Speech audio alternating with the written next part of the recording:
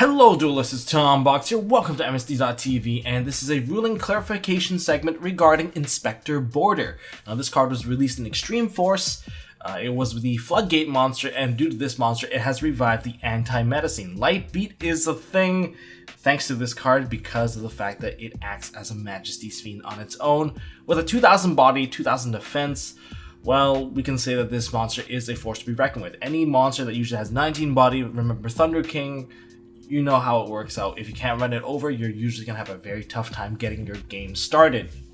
Now, regardless, what's so complicated about this monster?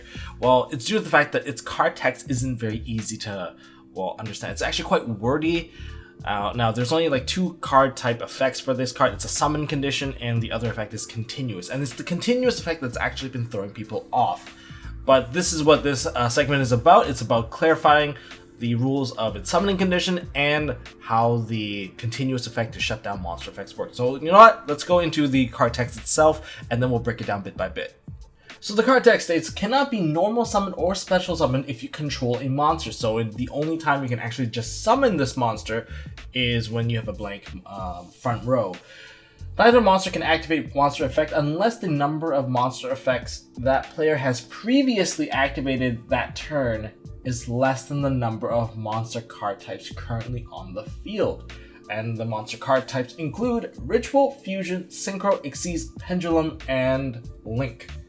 And then in bracket, if an effect's activation was negated, it still counts towards the total for that turn. Only count effects that were activated while this card was face up on the field. So I'm guessing they're trying to be extra clear, I guess, towards what counts towards that monster activation limit.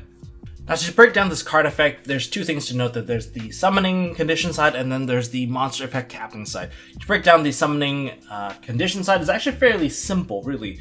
First thing is that, it cannot be normal summoned or special summoned if you control the monster.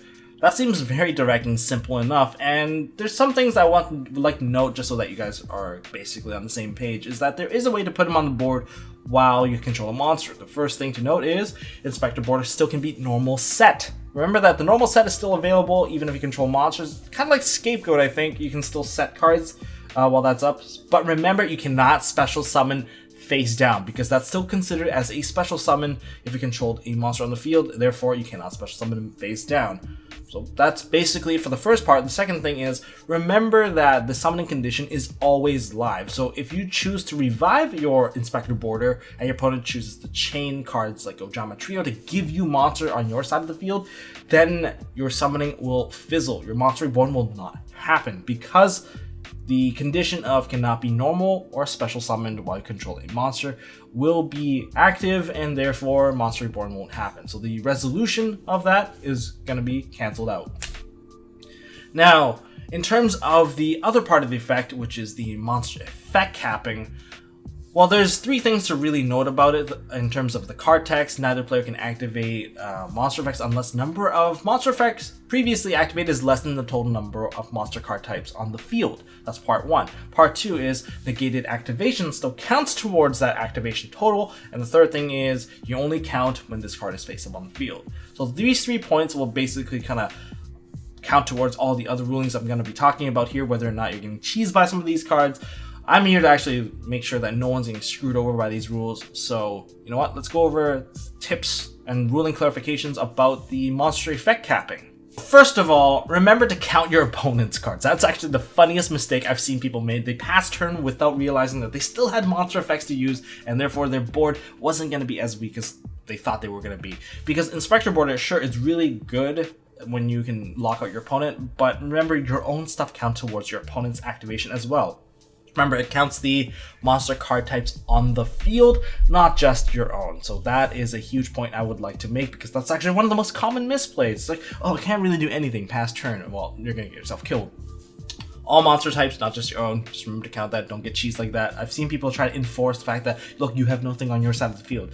But they forget the fact that they have a fusion on the field, like a Mechaba. Remember that you can throw an effect veiler on that Mechaba if you really wanted to. Okay, now, point 2 is remember that it blocks all types of monster effect activation. If Inspector Border is the only monster on the field, then your graveyard effect, your hand effect, and your banish effect, they're all not going to work out because they act towards the activation count. In other words, you're basically under Majesty's Fiend until further notice. You're under all the drains, and then there's that Majesty's Fiend not letting you activate anything. So that's number 2. Number 3, what about multi-type monsters? What about like a synchro fusion? Sorry, not synchro fusion. A synchro pendulum. Crazy synchro fusion. Synchro pendulums and like a pendulum half archetype, like synchro pendulums and all the other odd eyes, Venom Dragon and whatnot. What about those guys? How many effects do they offer? Well, if they're a fusion and a pendulum, then they offer 2. If they are a pendulum and a synchro, then they also offer 2. If it's an season and a pendulum, again, they offer 2 because they count towards 2 of the valid archetype, like card types, which is Ritual, Fusion, Synchro, Xyz, Pendulum, and Links. That's how it actually counts up towards. But you don't actually have to count all the types, you just really need to count the total number on the field. And I'll get to that when I get to the 5th point. Now the 4th point is Inspector Border only prevents the activation of cards. It does not negate stuff. It's funny to see someone actually be like, oh, chain Inspector Border, your effect fizzles. Well, no, that's not how it works, because Inspector Border does not negate effects. It doesn't stop effects from going through either, because Inspector Border, his effect is your opponent cannot activate monster effects. The activation is the only thing it can prevent. Kind of like Abyss Dweller prevents the activation of stuff in the graveyard.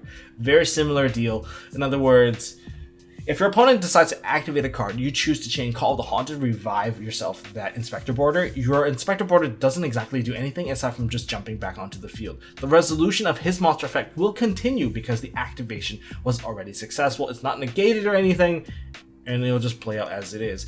And does that actually add towards the total activation count? Well, I would say no, because Inspector Border wasn't face up during the activation. It was still in the graveyard at the time, and therefore they still have another effect if they're able to put out another monster card type on the field. And number 5, this is the one that will help you count the number of activations, because some people are like, oh man, what if I overcount or what if I undercount? Well, this is the easy part here. Remember, the number activation actively counts the total number of monster card types currently on the field. What do I mean by that is, say, I'm going to give you guys a quick example here. They use a card like, rest in peace, ours, Skullcrobat Joker. Skullcrobat Joker gets summoned, activates its effect to add yourself a pendulum card to the hand, okay? And then, all of a sudden, you put another monster onto the field, and then you decide to link him off into making Heavy Metal Foes Electrum. Electrum can't activate his effect because your monster card type total on the field is still 1. From the pendulum that you had previously with the Skullcrobat Joker, and they put another pendulum on the field, that's still 1. And then when you decide to link them off together, well, you went 0 to 1, and then you're still with 1 link monster, and therefore it's counting the total number of activation you have done previously. And previously you have 1 activation from your Skullcrobat Joker, and now you only have 1 type, which is links. That doesn't change anything. If you're able to maintain both a pendulum and a link, then you'll have 2, and then you can get your Electromite effect. But beyond that, you're actually stuck. You're actually not able to activate anything. So remember, it's always counting the total number of monsters on the field currently, and not based off of each card monster type on the field. Just remember, you're not counting 1 for Pendulum, 1 for Link, 1 for Xyz, 1 for Synchro. That's not how you're counting. You're just counting the total that's currently on the field. And so it's the total number of activations you've already done versus the total number of monster types on the field. And that's it. There's no complication. You can mix and match all you want, but the simple way of doing it is just count the 2 totals, and that's it. Anyways, that's all I got for this video. Hopefully I clarified some of the rules regarding Inspector Border. I don't want to see you guys getting cheesed. Number 1 cheese, of course, is not counting your opponent's field. And another cheese that people have done already is that they put Inspector Border thinking that it would actually negate monster effects from resolving. Those are the 2 big things. Remember, it doesn't really do that. And hopefully you guys don't get screwed over. Huge shoutouts to the Ruling Zone Discord group, because they have a ton of ruling gurus ready to, well, answer your questions. And most of those people are also judges as well. They are very knowledgeable, and they're there to actually solve a lot of the ruling issues that you might have.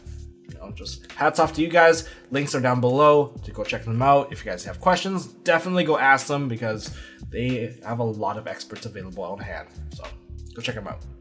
If you guys enjoyed this content, hit me up with a thumbs up. If you guys want to see more stuff from MST.TV, hit that subscribe button, as I'm going to be doing live duels with the recent meta decks. I have acquired most of the decks now, and I'm ready to do some live duel plays with them. And we'll see how those go. But until next time, don't forget to hold on to your MST.TV. And I got more deck profiles for you guys. Hey guys, thanks for watching. If you like this video, please drop us a like so we know we are doing a good job. And you can also subscribe to MST.TV for more fantastic videos by clicking on the button on the left. Don't forget to check out our partners at Imperium Duelist. They make really high quality mats, including some of my own limited edition release stuff. And if you want to check out one of our past videos, click here on the right. As always, don't forget to hold on to your MST.TV, and I'll see you next time.